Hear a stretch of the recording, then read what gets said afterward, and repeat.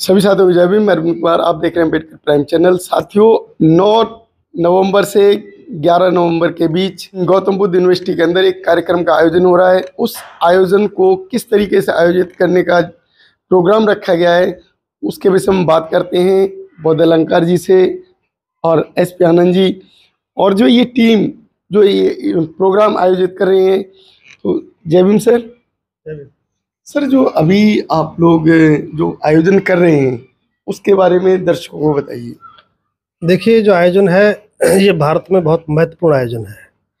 हम कह सकते हैं कि बुद्ध शासन के बाद बौद्ध समाज की आचार संहिता का ये देश में पहला कार्यक्रम है और यह कार्यक्रम श्रद्धेय भंते करुणाशील जी के मार्गदर्शन में है। इसमें लगभग भारत के सभी राज्यों का प्रतिनिधित्व होगा। भले ही इससे पूर्व जो आचार संहिता बनी है उसकी पहली कार्यवाही जयपुर में संपन्न हो गई थी। आज वो पूरी जो आचार संहिता बनकर तैयार है और 10 नवंबर को गौतम बुद्ध विश्वविद्यालय के सबसे बड़े सभागार में देश के कई हजार लोगों की गरिमा में उपस्थिति में वो बौद्ध समाज को समर्पित की जाएगी।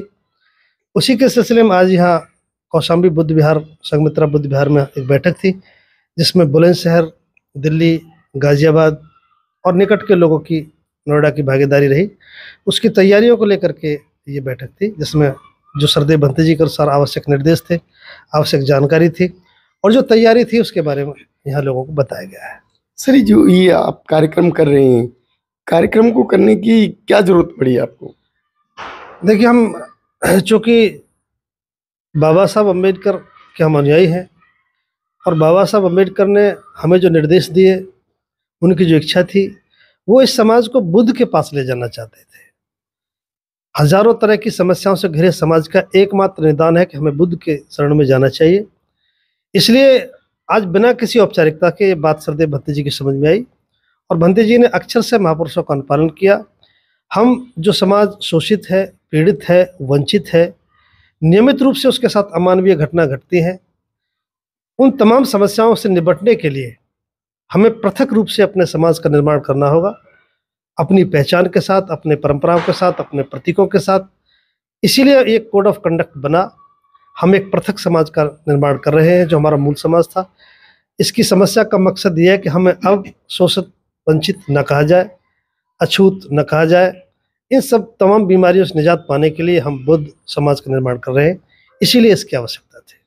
सर, जो आप निर्माण कार्य कर रहे हैं भंते जी के साथ मिलकर, तो इस अभी तक का जो समाज है वो आयोजनों में भी जाता है और कार्यक्रम भी पूरी तरीके से करने में लगा रहता है, लेकिन अपने आप को नहीं बदल पा रहा है। उसे आप कैसे बदल पाएंगे? देखिए, अब तक के जो प्रयास थे वो बिना नेतृत्व के प्रयास थे। जैसा जिसकी समझ में आ रहा था, लोग करना तो कुछ चाहते थे लेकिन नेतृत्व नहीं था, लीडरशिप नहीं थी, मार्ग नहीं था।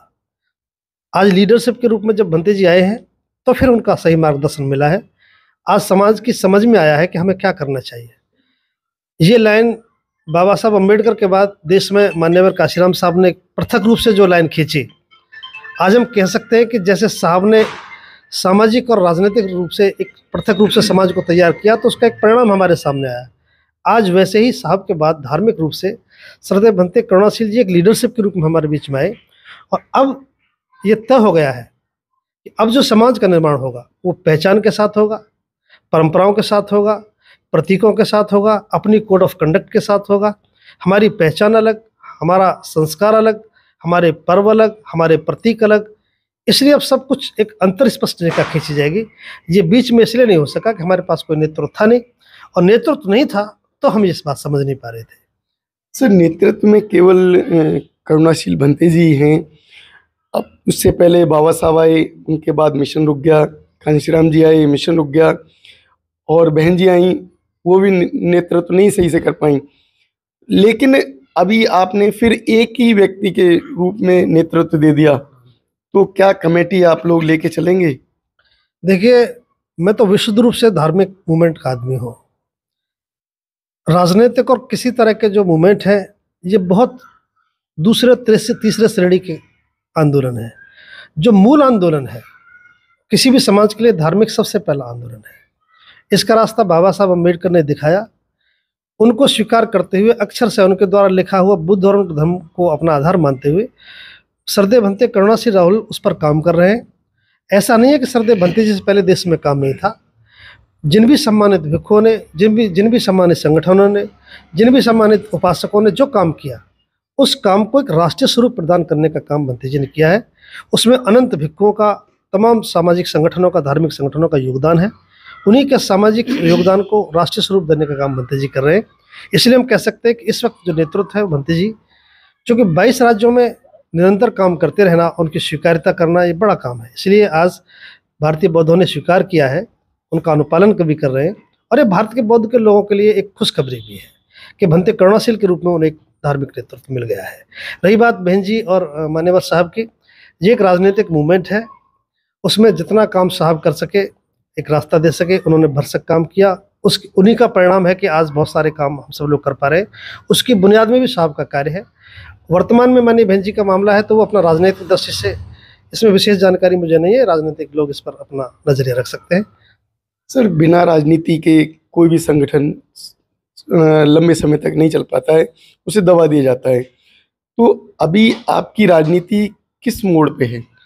देखिए, अभी एक जो समीकरण लोग सब समाज के सामने प्रस्तुत कर रहे हैं, वो पहले राजनीति को प्राथमिकता दे रहे हैं।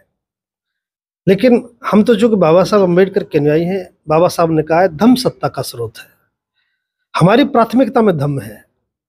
धम्म के मार्गदर्शन के बाद जो लोग निकलेंगे, उनका मन, उनकी योजना, उनका कार्य, फिर वो चाहे किसी दिशा में काम करें, धम्म से निकलने के बाद, धम्म का प्रशिक्षण लेने के बाद, धम्म की शिक्षा से गुजरने के बाद वो जिस दिशा में काम करेगा, वो निश्चित रूप से कल्याणकारी काम करेगा, चाहे वो सियासत में काम करे, चाहे समाज में काम करे। तो हमारी प्राथमिकता में पहले धम्म है।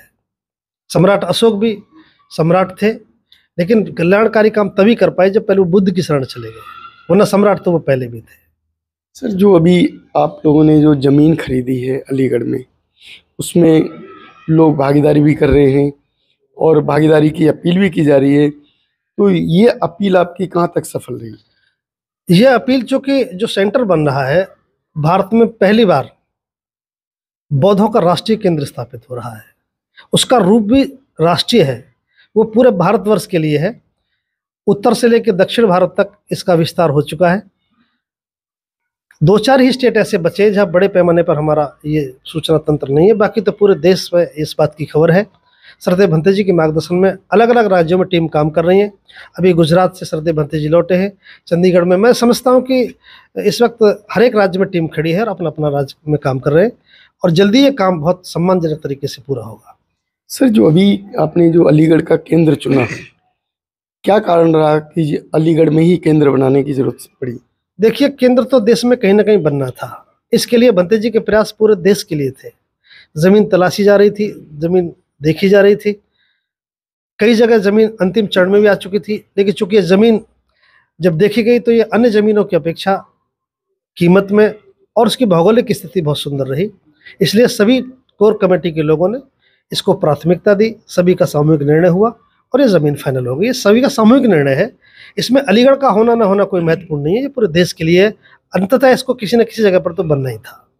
सर, जितने भी बुद्ध विहार देखे जा रहे हैं या कोई बुद्धों के केंद्र हैं, उन जगह जो भी उसकी देखरेख करने वाले व्यक्ति हैं, वो ज़्यादातर बुद्धों से अलग अन्य जातियों के लोग हैं। तो ये जो आप केंद्र बना रहे हैं, ये किसको समर्पित करेंगे? ये पहली बार देश में जब बौद्ध आचार संहिता बनी है, बौद्ध समाज की स्थापना हो रही है, तो ये पूरी तरह बौद्धों को ही समर्पित है।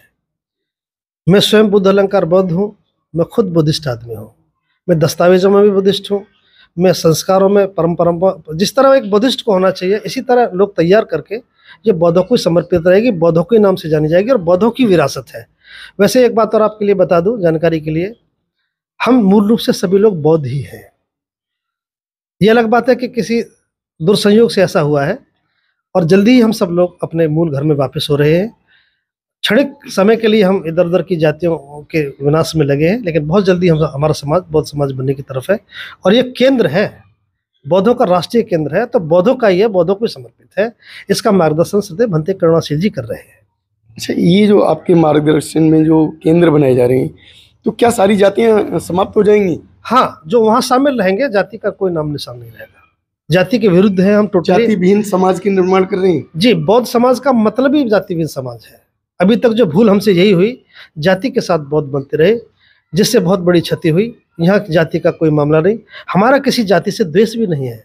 हम तो बौद्ध समाज के व्यक्ति हैं, न हमारी किसी जाति के प्रति प्रशंसा है, न उसके प्रति कोई द्वेष है। हम तो जाति समाप्त करने का काम कर रहे हैं, हम अपने मौलिक घर में वापस हो रहे हैं। क्या आपके इस घर में अन्य धर्म के लोग भी एंट्री करेंगे?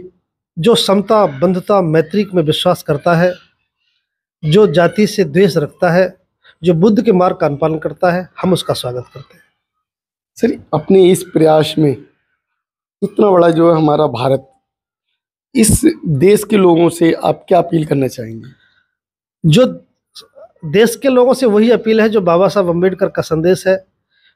आधुनिक भारत में जो मान्यवर साहब काशीराम साहब की जो अंतिम इच्छा थी, वो 2006 में दीक्षित होना चाहते थे, बुद्ध की शरण में जाना चाहते थे। अंततः जो महापुरुषों का संदेश है वही इस देश के लिए संदेश है। हम समता के लिए, बंधुता के लिए, न्याय के लिए, भाईचारे के लिए महाकारुणिक बुद्ध के मार्ग पर चलें, और यही देश के लोगों से अपील है। साथियों, ये जो कि बुद्धों के लिए अलग एक केंद्र बनाया जा रहा है और बुद्धों को एक तरीके से नया जीवन मिलेगा, जाति विहीन समाज मिलेगा, तो इस प्रयास में आप लोग कहाँ तक भागीदारी दे सकते हैं? जमीन के लिए और अपनी सोच के लिए और अपने अड़ोस पड़ोस के लिए, तो इस वीडियो में अपने कमेंट बॉक्स में ज़रूर लिखें, अपनी राय दें, चैनल सब्सक्राइब करें, वीडियो लाइक शेयर करें। धन्यवाद। नमो बुद्धाय, जय भीम। नमो बुद्धाय, जय भीम। बहुत बहुत